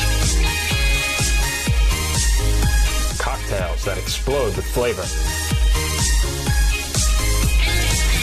And great food made with the freshest and healthiest ingredients available. Events feature food and drink specials. Live music. And the best of Staten Island nightlife. Your CSI Student ID saves you 10% on your dining order at Hobra. Visit us at 412 Forest Avenue, Staten Island. And we are back from the tank. Dolphins trail by 9 with just under 12 minutes to play in the second half. And after the Dolphins came out of the gate red hot in half number 2, they've slowed down at the offensive end just a bit, but will look to get back their footing here as they possess the ball with Austin Mick dribbling well beyond the three-point line. This is Mallory. Crocker defending. He's looking for an entry pass to Ashley. It is tipped twice, but Ashley pulls it down and blows the layup. He got trapped right underneath the rim, and that's a tough shot. But he was all alone underneath. Very difficult to convert on those opportunities when you're below the rim. Chargers with another chance to go back up by double digits. They will try a three-pointer, and once again, it's Devontre Thomas hitting. Yeah, Joe, you can now hear a pin drop here in the tank as the fans have been totally neutralized here by the play of the Chargers. And you wonder, with the Chargers, how much of their upperclassmen leadership has to play here. They have 7 seniors and a few graduate players. Well, the junior forward, Devontre Thomas, now has 20 points. And That was Bryce Waterman on that last three-point attempt. It is no good, and you can feel the energy being sucked out of this building. Nick, you said it.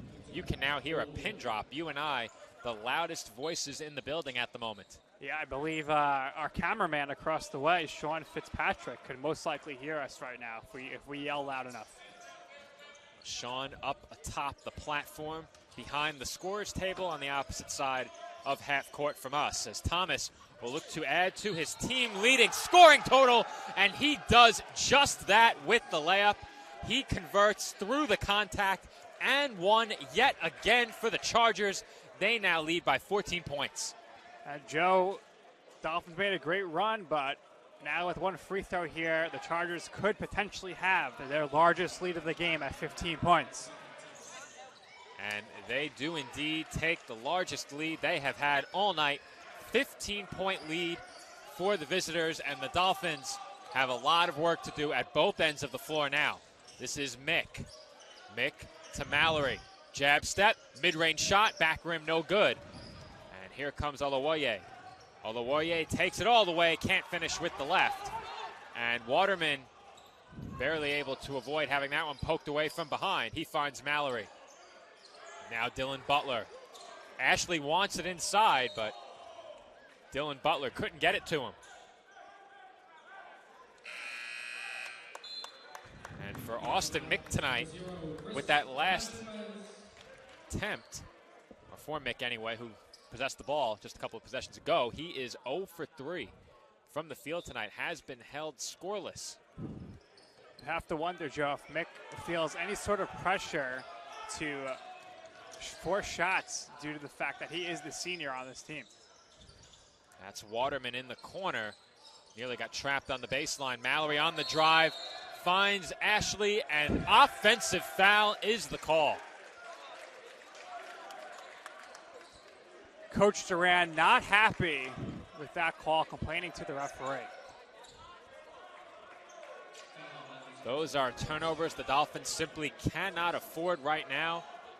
They trail by 15, time continuing to tick off the clock. We are inside of 10 minutes to play. That's Devon Moore with it. Now Olowoye back to Moore. Moore out to Thomas. He thought about the three. Finds Olowoye in the corner. And he brings it back up top. This is Thomas again. Wide open right wing three, no good. Rebounded by Waterman. What we've seen so far, Thomas is not afraid to shoot the three. And anytime he has the chance to do so, he does. Another forced pass by Velasquez. Three-point attempt by Sean Smith Jr. is good. And that will prompt a timeout by CSI. They trail by 18. We'll be back after this break. CSI has a big hole to climb out of here in the second half on night one of the 2021 Tournament of Heroes. NCAA Division II community engagement is an initiative at all 25 national championships because student athletes want to give back while competing for a national title. Over the course of the year, Division II student athletes have an opportunity to leave a lasting impression in local communities throughout the country. Whether Division II student athletes are volunteering at hospitals, schools, after-school care programs, foster homes, or retirement villages, they make a difference in the lives of others. In Division II, we rise to the opportunity and make community engagement ours.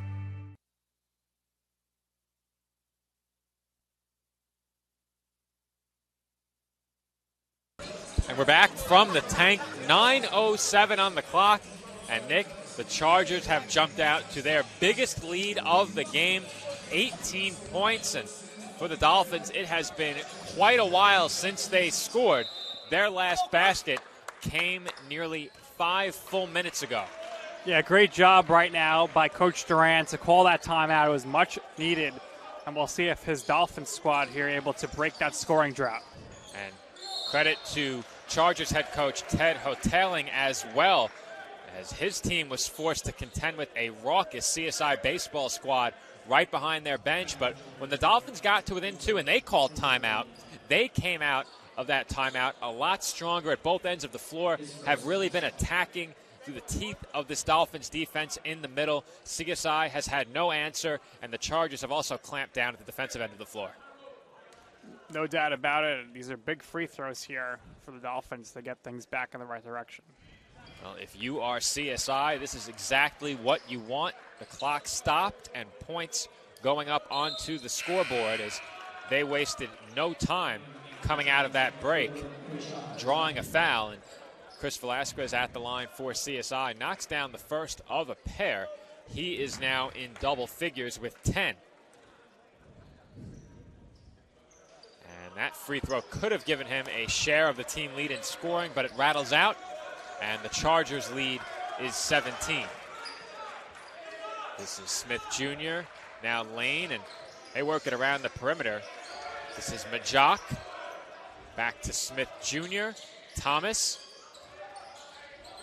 Lane has it again. Takes it along the baseline, and they will call Michael Ashley for a very tough foul. It looked like he did a good job there to use the baseline as a second defender. Wow. Instead, called for the blocking foul. He was called for the old force-out rule, Nick. Yeah. And with that, he will send Krayshawn Lane to the line. And I didn't realize that Lane was attempting a shot there. And the front end of the 1-and-1 is no good. The scoreboard reads 2 team fouls for the Chargers. That is obviously incorrect. Yes, but I think it could have potentially been the 8th for the Dolphins. So I'm not entirely sure. Because I didn't see a shot attempt there, Joe. Oh, I see. So the scoreboard in reverse. I got it. So it's, okay. The Dolphins have committed 17 fouls. Got it. I was looking at it backwards. My mistake, and sorry for the confusion as the Dolphins will inbound along the baseline. This is Mallory for Mick. Wide open 3, and that's a bit short as it rolls off the front rim and out.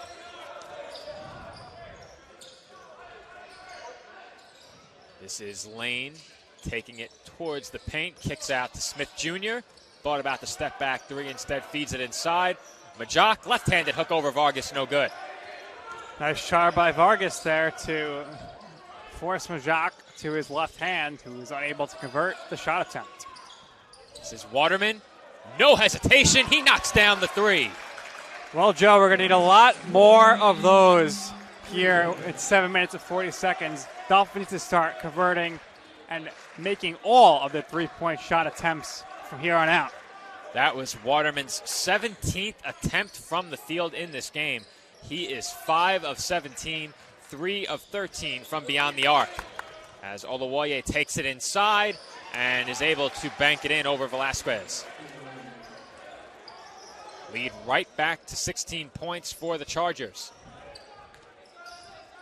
Velasquez uses the Mallory screen, and that pass too much for Vargas to bring in. And on the fast break, that's Smith Jr. finishing off the feed from Lane. Yeah, Joe, we're getting into a dangerous territory here where the Dolphins may start showing signs of defeat. You don't want to do that, especially with 7 minutes left to play. This is Mallory for Vargas. Right baseline jumper, and you could see that Majak clearly affected that shot. And that one is out of bounds right in front of the Dolphins bench. And Nick Duran did not like the call as he took out his frustration on a pen, slammed it down to the floor. I think they might have called that was out because it went off somebody on the Dolphins bench. Perhaps that's why he was so angry. I'm not too sure, though. Both teams have been sent back to their respective benches, and the officials are having a discussion. They will now relay the result of that discussion to the scorer's table. And now we'll see if Coach Duran is satisfied. And it looked like he just thanked the head official. I think I can read lips from here. He said thank you, so it looks like the result will be favorable for Nick Duran and his Dolphins team. We'll see. Yeah, tough to see on the replay, of course, as our cameraman is on the same side of the bench there. But nevertheless, looks like it's going to work out in the Dolphins' favor. So if Duran is pleased with what he heard from the official, I would presume that it will be Dolphins basketball coming out of this timeout, as both teams are still being held at their respective benches at the moment. The Chargers are huddled up, and this time they can easily converse with one another as the crowd has been silenced by this 18-point New Haven lead. Yeah, Joe, and if you and I stopped speaking here, you would not hear much at all whatsoever. It's very quiet right now. If we raise our voices at all, everyone will be hearing us for a live, in-person broadcast as the music was just down there for a bit. Yeah, the music stopped for a moment, and I normally project quite loudly from center court, and you certainly would have heard me with the music off, but nonetheless, the Dolphins, as I said before, heading into the last break, a very steep hill to climb. Their deficit is 18. Time running out this evening for CSI, but they will be right back at it tomorrow. Nick, for you, 3 games tomorrow. I will be on hand for all 4 games, as Nick and I will have the call for games 1, 2, and 3 tomorrow. Then for game 4, I am joined on the call by Nick Bavoda, our engineer, for game 1 tonight, and we do expect to hear from Nick sooner than that, Nick Bavoda that is, ahead of game 4 tomorrow. He will have a microphone on during the first 3 games as well, but we will wait for tomorrow to hear from him, as heading to the line is Devontre Thomas. So a technical foul appears to have been called against Duran after he spiked that pen down and had something to say to the official.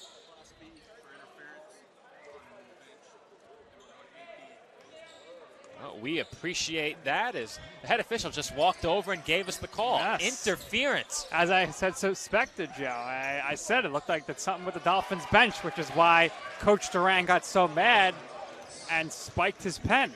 So he wasn't mad at the official. He was mad at his own player, who appeared to have stuck a foot out. Good eye there, Nick. I didn't catch it. As Mick kicks out to Waterman, his three-pointer is good. Well, Joe, certainly a good debut here for Waterman. It seems like he is going to be one of the go-to guys throughout the season here for the Dolphins. He's been very impressive from three-point range. He is not shy about pulling the trigger from long range, and certainly was not deterred by a tough start. This is Lane over Mallory, and it is tipped in by Majak. Majak, it's too easy for him there. Just tips it in with his fingertips on his left hand, and it goes through the hoop. This is Mallory against Majak. Good move, but just too much size for Majak to contend with right there. Three-pointer by Thomas from the corner is no good. Here comes Velasquez. This is Armas. Armas to Mallory, passed up the open three, takes it inside and kicks out to Waterman, and he will be awarded the foul call, as thought he might have extended the arm there, but Olawaye went down, and that will be the 4th team foul for New Haven with about 5:20 to play.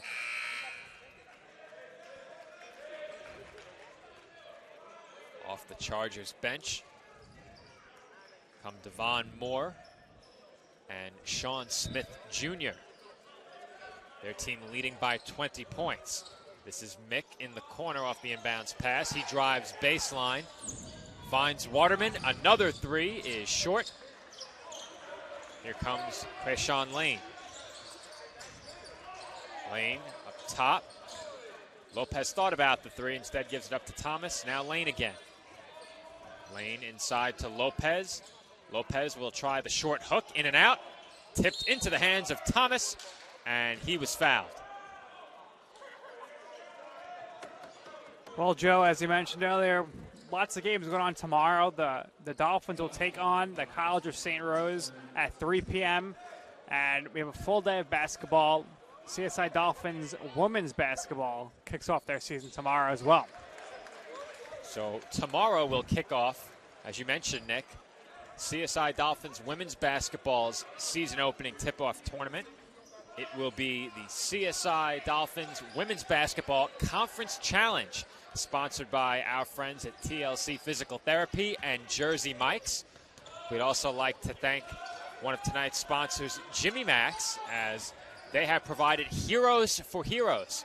50 heroes provided by Jimmy Max in honor of our heroes that we honor tonight, Terrence Aiken, Scott Davidson, and Tom Hannafin on this night one of the 2021 Tournament of Heroes. Always a great time to thank our sponsors down the stretch of a call as that three-pointer no good, and Velasquez heads back the other way for CSI. Armas on the drive will step back and try the mid-range jumper. That is no good. Rebound to New Haven. Well, Joe, 4 minutes left here, down 22. What would you like to see the Dolphins do here to carry some positives over into tomorrow? Well, I think if you're a coach on this Dolphins team, first and foremost, let's close out on Devontre Thomas. He's being given way too much space from beyond the arc. But I think if you're a coach of this Dolphins team, you want to see the same effort and intensity that got you back to within 2 earlier in the second half. The Dolphins trailed 37-35. Since then, it has been a 35-15 run for the Chargers, as Chris Velasquez now leads the Dolphins in scoring after that three-pointer. Excuse me, it's Waterman still leading CSI in scoring, but Velasquez with another 3 brings him to within 3 points of the team lead in total points, as that one's tipped right back to Lopez off the miss, and the Chargers will get a 20-second shot clock as Lopez, with another attempt inside, is able to finish, and that will prompt a timeout from the New Haven bench. It will be a full timeout, so Nick and I will take a quick break. Dolphins trail 74-50, just over 3 minutes to go in the first match of this 2021 Tournament of Heroes. Stop to make sure someone is okay. Get in the way and disrupt the situation. Notify an authority. Or walk them home safely. We can change the language around rape. We can make campuses safer for our teammates, our friends, and our classmates. We cannot be bystanders. Taking action isn't always easy, but it's on us to intervene. Because we can. Learn more and take the pledge at itsonus.org.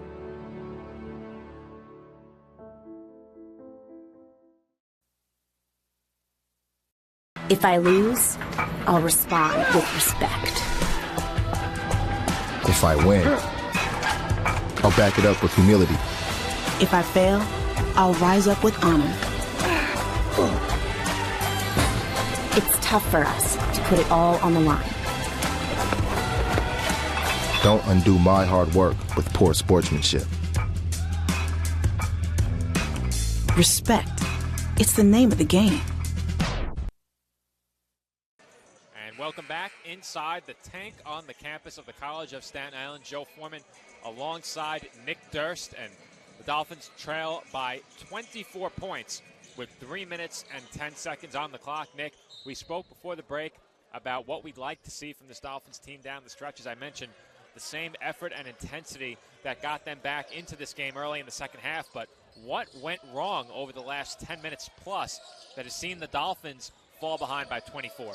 I think you hit the nail on the head before, and we were discussing what exactly is going wrong, and that was nobody getting in Devontre Thomas's face.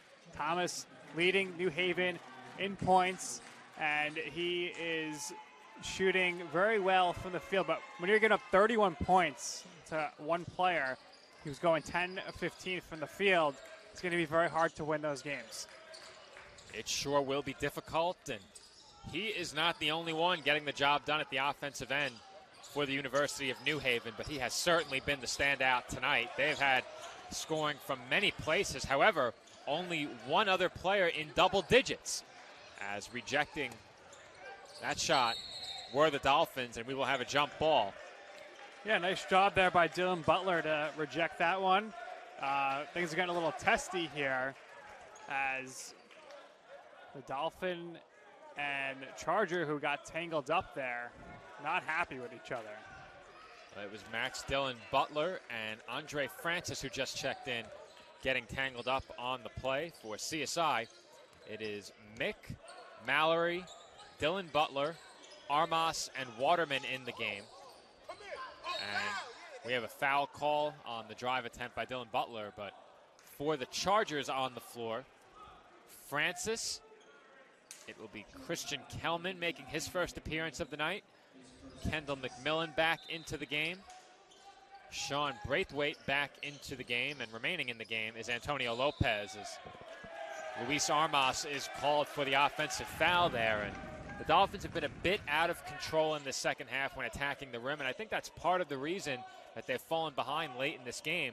They were much more under control inside when they were coming back.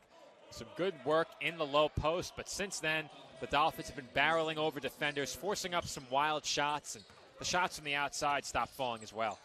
Yeah, absolutely. I think once the Chargers came out of that much-needed timeout and started scoring after the Dolphins had that big comeback, Dolphins players may have lost a little focus there, got a little too hyped up, and as you mentioned, lost control when going to the basket. We have another offensive foul at the other end of the floor, so the Dolphins will inbound with just under 2 minutes to play in the second half.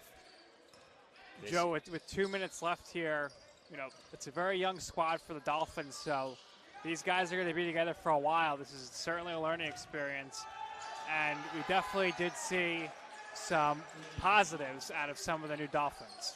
No doubt about it, Nick, as that was Christian Kelman scoring for the first time in the game. But we mentioned new Dolphins, Bryce Waterman, Messiah Mallory having a big impact in this game.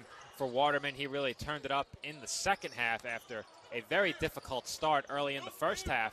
For Mallory, he was relatively quiet in the second half, only 3 points. And for returner Chris Velasquez, he was impressive, scoring 13 in this game. Velasquez shooting 4 of 7 from the field with a couple of turnovers and 4 assists, 5 rebounds as well. So Velasquez got a lot done on the stat sheet, as that three-pointer is hit by Andre Davis from the right corner, and Davis scores his first points, prompting a Dolphins timeout. But Nick, we've spoken about it a lot during this game.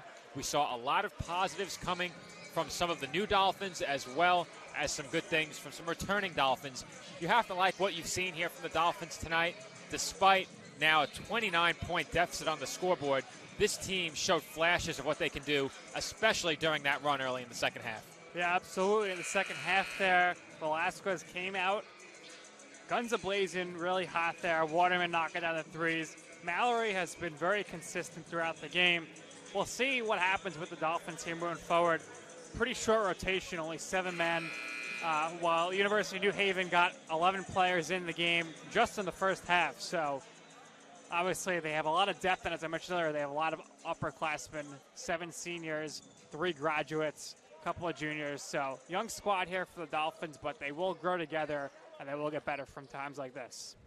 2 Dolphins entering the game for the first time. Returner Brian Gomez, a 5'10 junior guard wearing number 3, checks in. Gomez previously wore 30 2 years ago, and also checking in for the first time is Patrick Daddio. He wears number 21. As on the fast break are the Chargers, and once again it is Christian Kelman who lays it in, and that will put an exclamation point on this one. The Chargers lead is 31 points, and things really spiraled out of control for the Dolphins late in the second half, as Velasquez will try the step back 3. That is no good, and the Chargers can let the final seconds tick off of the clock. They will win this game by 31 points. The University of New Haven, representing the Northeast 10 Conference, they pick up a victory over the College of Staten Island, representing the East Coast Conference, on night 1 of our 2021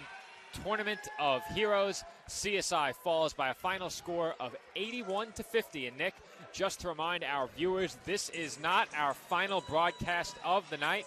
Coming up next, D'Youville College will take on the College of St. Rose in Game 2 of Night 1 here at the College of Staten Island. The Tournament of Heroes continues coming up next, but until then, this has been Joe Foreman alongside Nick Durst, and for Nick and our engineer, Nick Bavoda, as well as our cameraman, Sean Fitzpatrick, and all the others responsible for helping us bring this broadcast to you from the College of Staten Island. We thank you for watching.